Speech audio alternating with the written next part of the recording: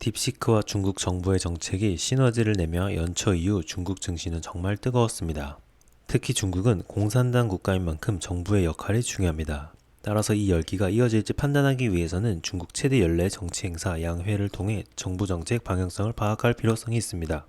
먼저 전반적인 내용을 살펴보면 2025년 양회는 전반적인 부양 강도를 강화하며 시장의 예상에 부합했습니다. 중국 정부는 GDP 성장률 5%, 재정 적자율 4%, 물가 상승률 2%를 자신하였습니다. GDP는 3년 연속 동일하지만 30년 만에 최고치를 기록한 재정 적자율 등을 고려했을 때 경제 성장의 안정성을 유지하면서도 적극적인 재정 정책을 통해 경기를 부양하려는 의지를 확인할 수 있었습니다. 또한 올해 초부터 세계적인 이슈로 떠오른 딥시크와 AI도 단연 화제였습니다. 이를 반영하듯 정치, 경제 분야의 무게중심이 있던 예년 양회와 달리 구체적인 첨단 과학기술 영역을 새로운 키워드로 제시하였습니다. 미중 글로벌 패권 경쟁이 심화되는 가운데 중국 정부는 세계의 이목을 끈 중국 AI 모델 딥시크를 내세우며 자신감을 표출한 거죠. 그럼 세부적으로 어떤 힌트들이 있었고 그 수혜가 어디로 이어질지 알아볼까요? 이번 양의 핵심은 바로 내수와 과학기술이었습니다. 정부의 적극적인 개입 의지가 가득 보였는데요. 그 수혜가 중국 테크 기업들에게 이어질 것으로 전망되고 있습니다. 과학 예산은 사상 최대인 3,981억 위안, 약 80조 원으로 되었습니다. 전년 대비 10% 증가한 수치죠. 또한 중국은 인공지능 플러스 행동을 지속적으로 추진할 것임을 재확인하였습니다.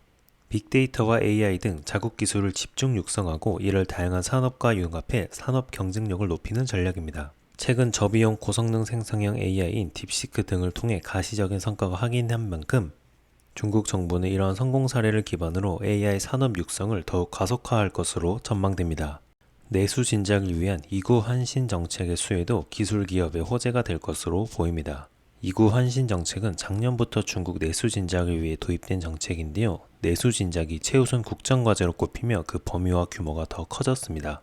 특히 25년에는 스마트폰, 워치, 태블릿 등 전자제품이 범위에 포함되었죠.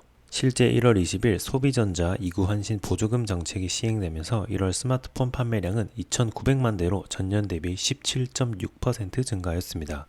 그럼 자연스럽게 그 수혜는 샤오미, 하웨이 등의 테크 기업으로 이어지겠죠? 테크 기업들에게 달라진 시진핑의 태도도 증시에 긍정적으로 작용할 것으로 보입니다. 시진핑 주석은 지난달 17일 민영기업 자담회에서 먼저 부유해진 뒤 공동의 부유를 촉진하자면서 알리바바, 하웨이, BYD 등 민간 부문의 거물과 스타들을 독려하기도 했습니다. 결론적으로 과학, 기술 정책, 내수 진작, 그리고 정부의 태도 변화로 인해 중국 테크 기업들에 대한 수혜가 이어질 것으로 전망되고 있는데요.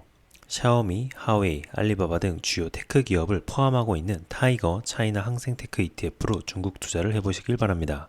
항상 투자는 잘 알아보시고 하시길 바랍니다. 그럼 이만.